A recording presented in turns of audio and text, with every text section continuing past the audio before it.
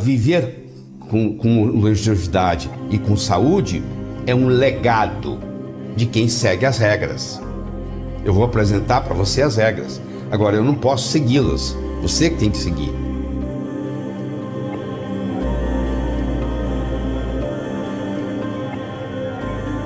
Estamos vivendo mais, mas também estamos ficando mais tempo doente. O que adianta você viver 90 anos e estar desde os 70 doente? O negócio não é só acrescentar dias à sua vida, mas, sobretudo, acrescentar vida a seus dias. Você começa a morrer quando as suas recordações começam a ficar mais fortes que as suas aspirações. Quando você começa a conjugar o verbo no passado, eu fui, eu fiz, eu era. Se você observar uma pessoa que está no processo de morrendo aos poucos, você vai ver que ela conjuga o verbo no passado. Então a primeira coisa que nós temos que começar a fazer, independente da idade, é começar a conjugar o verbo no futuro. Você tem que concentrar no futuro. Sabe por quê? Porque é lá que você vai viver o resto da sua vida. O passado já passou, tem nada que você possa fazer. O segmento da população que mais cresce nos dias de hoje é dos centenários. São pessoas com mais de 100 anos. Essa é uma tendência que ocorre no mundo. Mas existem lugares, que nós vamos discutir aqui especialmente, chamado das zonas azuis. O primeiro que eu coloquei aí é o arquipélago de Okinawa, no Japão. O segundo região da zona azul que eu quero discutir com você é uma região da Sardenha. O terceiro, a Península de Nicoya, na Costa Rica.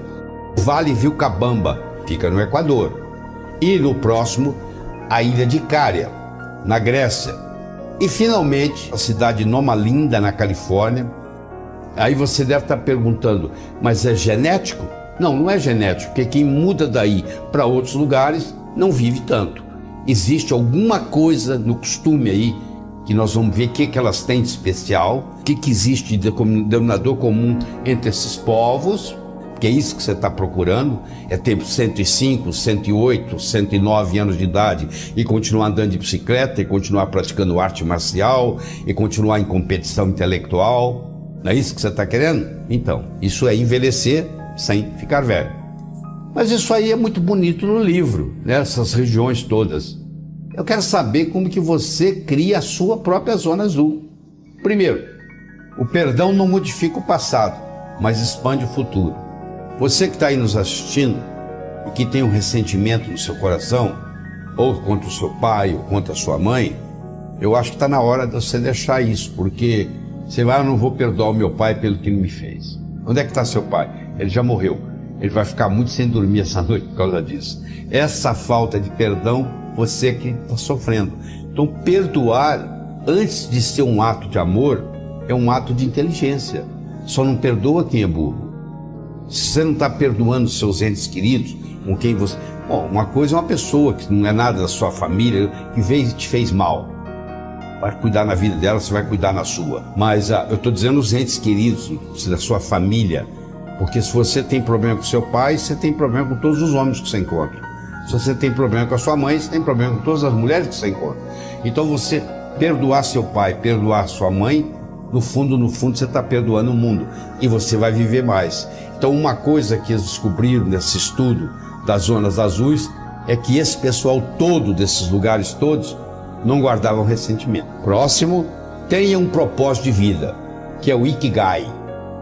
Então a pessoa que vive muito, ou ela quer, o propósito dela é ir brincar com os netos, o propósito dela é encontrar com os amigos, tem que ter alguma coisa grandiosa para você fazer.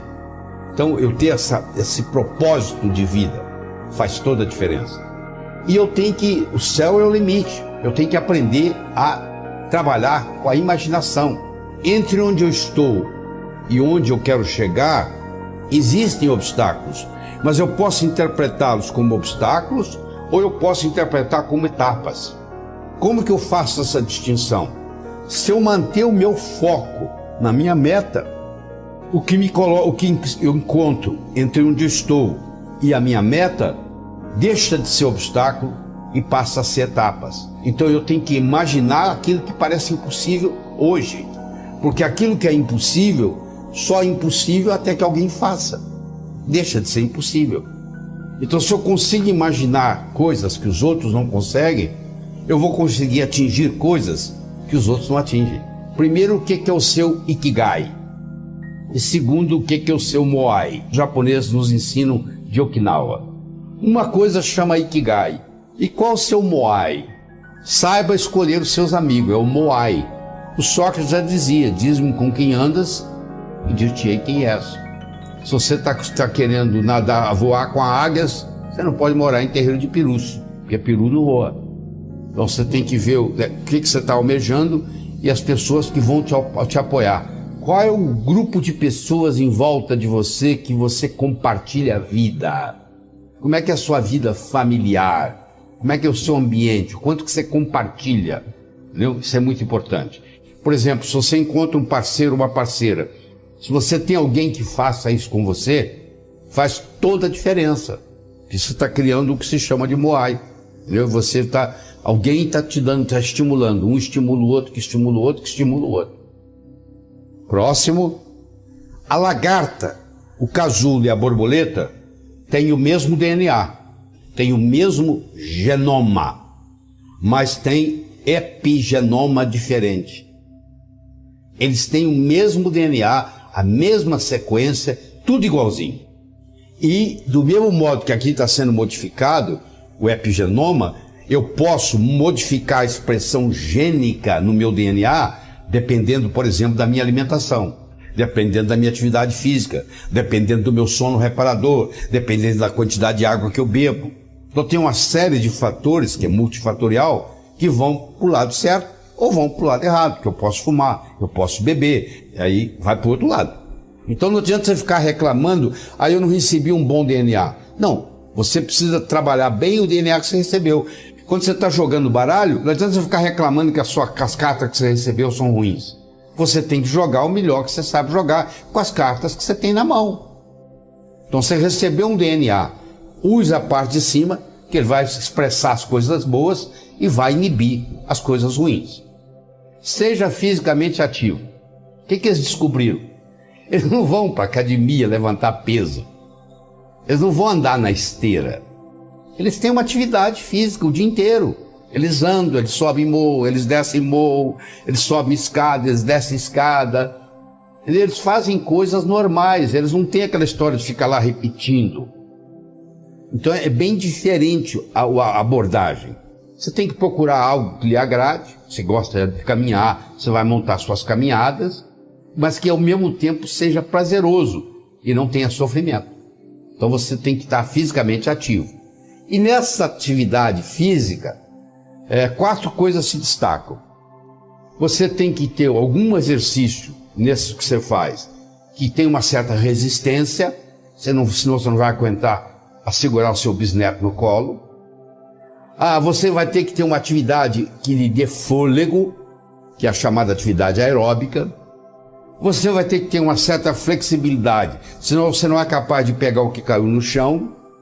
E você tem que desenvolver um certo equilíbrio, porque você vai ver aqui daqui a pouco, eu vou mostrar, que nos Estados Unidos, 50% das pessoas com mais de 65 anos caem pelo menos uma vez por ano, porque perde o equilíbrio. À medida que nós vamos envelhecendo, vai enfraquecendo a nossa musculatura, a nossa resistência vai diminuindo, nós vamos tendo menos fôlego, nós vamos tendo menos flexibilidade e nós vamos ter menos equilíbrio.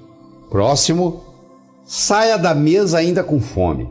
Isso é muito interessante. Isso foi Confúcio que primeiro colocou isso. É o seguinte, você, enquanto você está comendo, você pergunta assim, acabou a fome? Que é diferente de você perguntar, estou satisfeito. Quando você diz, eu estou full, eu estou satisfeito, eu estou cheio, já passou do ponto. Porque você, para ficar full, para ficar cheio, para ficar satisfeito, você tem que aumentar um hormônio no corpo, que vai lá no hipotálamo e causa você não querer mais. Esse hormônio chama leptina. Só que se você aumenta a leptina todas as refeições, você acaba desenvolvendo resistência leptínica, que é um precursor da resistência insulínica. Uma coisa simples que vem sendo praticada por milênios. É você comer para encher só 80% do estômago. Você tem que sair da mesa sabendo que você podia até comer mais. Mas você escolhe, porque ao invés de você perguntar, eu estou satisfeito, você pergunta assim, acabou a fome? A fome acabou. Você podia até comer mais, mas já não é por fome mais, é por apetite. Então é uma coisa simples, extremamente sábia, praticada por todos os habitantes de Okinawa. O pessoal da Sardenha, eles têm um vinho especial chamado Canonal, extremamente rico em polifenóis. Quer dizer, um cálice, uma taça por dia desse tipo de vinho funciona como se fosse um remédio. Procure ingerir fermentados, nós já conversamos sobre isso, principalmente natto, miso, tempê, né, que os japoneses ingerem, porque isso vai abastecer a nossa microbiota intestinal. Então, se você quiser ter saúde, você tem que ter uma microbiota intestinal saudável. Se você quiser ter uma microbiota intestinal saudável, alimentos fermentados ajudam. Você vai ter que decidir que tipo de alimento fermentado que você vai incluir no seu dia a dia. Crie tempo para relaxar. Às vezes pode ser até trabalhando, porque se você gosta, se o seu foco é trabalhar, para você trabalhar é amor em ação. Então, mas você tem que ser uma coisa que você se sinta muito bem. Se o hobby seu e o seu trabalho é a mesma coisa, na realidade você não tem um trabalho, você tem um hobby. Mas do ponto de vista prático, que é o que interessa aqui, do ponto de vista médico, nesse próximo slide, eu vou mostrar para você o que nós chamamos de medicina, da posição de Trendelenburg. O que ela se caracteriza? Os pés estão mais elevados do que a cabeça. Se você chegar em casa, deitar no sofá e colocar os pés para cima, só o fato de você fazer isso, você estimula o seu parasimpático. Nós temos dois sistemas nervosos autônomos atuantes. O simpático durante o dia e o parasimpático durante a noite. Quem não consegue desligar do simpático não dorme, porque dormir é parasimpático. Então, se você tem dificuldade de desligar, eu recomendo que você chegue em casa e arrume uma posição onde os seus pés fiquem mais altos que a sua cabeça. Em questão de minutos, 2, 3 minutos, começa a equilibrar o seu parasimpático e simpático. E você, naquela noite, você vai dormir melhor. E aumente o seu envolvimento social. Sinta-se útil.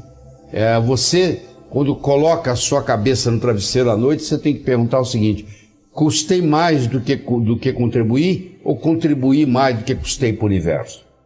Essa pergunta recorrente, feita toda noite: hoje eu custei mais do que eu contribuí ou eu contribuí mais do que eu custei? Isso faz toda a diferença. Porque enquanto você estiver contribuindo mais do que custando para o universo, você é um privilegiado, porque isso vai retornar para você de uma forma ou de outra. E o universo vai conspirar mais facilmente a seu favor. Isso, o trabalho em conjunto, você ter pessoas para te apoiar. Você tem que, é o que o japonês chama de moai. Moai é você ter um grupo de pessoas que te apoiam, porque a solidão facilita o adoecimento. Eu quero dizer para você que a vida é uma sequência de olá e até logo.